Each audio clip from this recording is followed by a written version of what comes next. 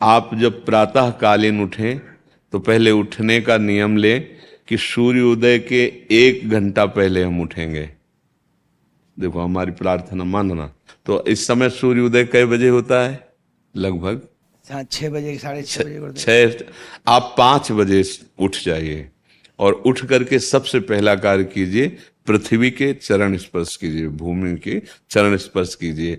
और फिर आप जिस आसन पर बैठे हैं, देखो ध्यान से हमारी तरफ सुनना, जिस आसन पे बैठे हैं, जिस पे शयन किए थे, जिस सैया पर सोए थे, पृथ्वी को प्रणाम करने के बाद उसी सैया में 5 मिनट केवल बैठ जाइए और 5 मिनट बैठकर 5 संतों का नाम ले लीजिए। जैसे हम लोग श्री स्वामी हरिदास जी की जय, हरिवंश महाप्रभु की जय, हरिराम व्यास जी की जय, नागरीदास जी की जय, श्री ध्रुवदास जी की जय। पांच पांच संतों के नाम याद कर लीजिए। इसके बाद नीचे उतरिए और पहले जो अपने माता पिता, अगर वो शयन कर रहे हैं तो कोई बात नहीं है, अगर वो शयन नहीं कर रहे हैं तो पहले जाकर माथा रखकर उनको प्रणाम कीजिए। इसके बाद आधा लीटर या 1.25 लीटर जितना आप जल पी सकते हैं, उस जल को आप हल्का सा गर्म करवाइए अपने माता पिता से, जो भी आपकी सेवा में हो, या अगर आप स्वयं कर सकते हो तो स्वयं हल्का सा। अगर 500 ग्राम पी जाए तो और अच्छी बात है, और इससे ज्यादा पी जाए तो अच्छी बात है। वज्रासन में बैठना आता है?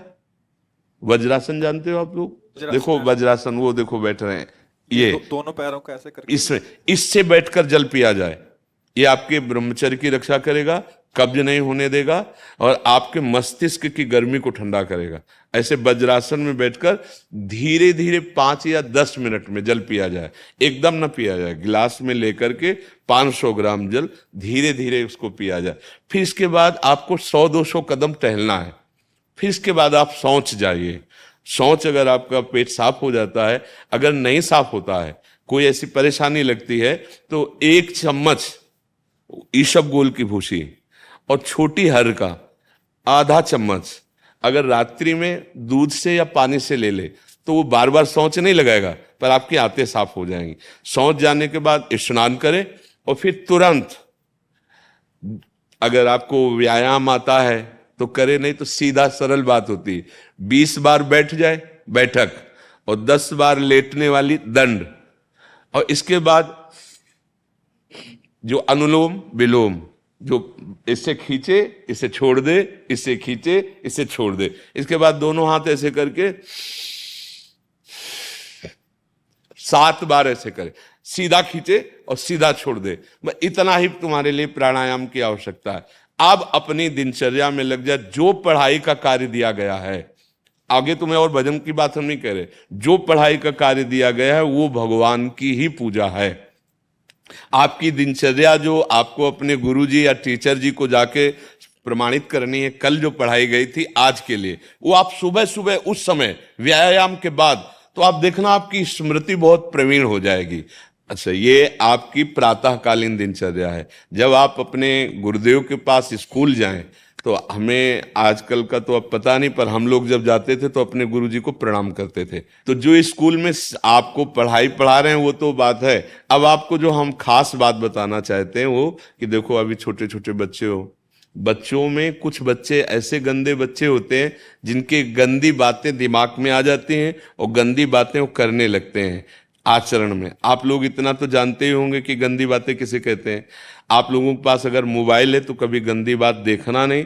कोई भी बच्चा अगर गंदी बात दिखाए तो अपने टीचर से या अपने माता पिता से जाके शिकायत करनी चाहिए, वो बहुत हानिकारक होती है। कभी कोई भी गंदी बात अपने द्वारा नहीं होनी चाहिए। अभी आप नवीन जीवन धारण किए हुए हैं, आप भगवान की प्राप्ति, देश की भक्ति और बहुत अच्छे अच्छे पदों में जा सकते हैं। अच्छे पवित्र आचरण और पवित्र संस्कार। ब्रह्मचर्य के लिए गंदे बच्चों का संग त्याग करना, गंदी कोई ऐसी हरकत सिखावें या बात सिखावें तो उसको सुन करके छुपा नहीं लेना, तुरंत अपने टीचर से बताना या अपने माता पिता से बताना, और ऐसे बच्चे का कभी संग नहीं करना। और रात्रि के सोते समय ये जरूर ध्यान देने वाली विशेष बात है। रात्रि के सोते समय जो भगवान का नाम प्रिय, जैसे इन लोगों ने आप लोगों को बताया राधा वल्लभ श्री, तो सोते समय बस प्रार्थना करो कि हे प्रभु आज दिन हमारा जो भी गलती हुई हो वो हमको आप प्रार्थना करते हैं कि आप हमें समझाओ क्या हमसे गलती हुई। अगर पूरी दिनचर्या में ऐसा लग रहा है हमसे कोई गलती नहीं, तो भगवान सुबह से अभी तक हम सोने जो जा रहे हैं ये पूरा समय आपको समर्पित।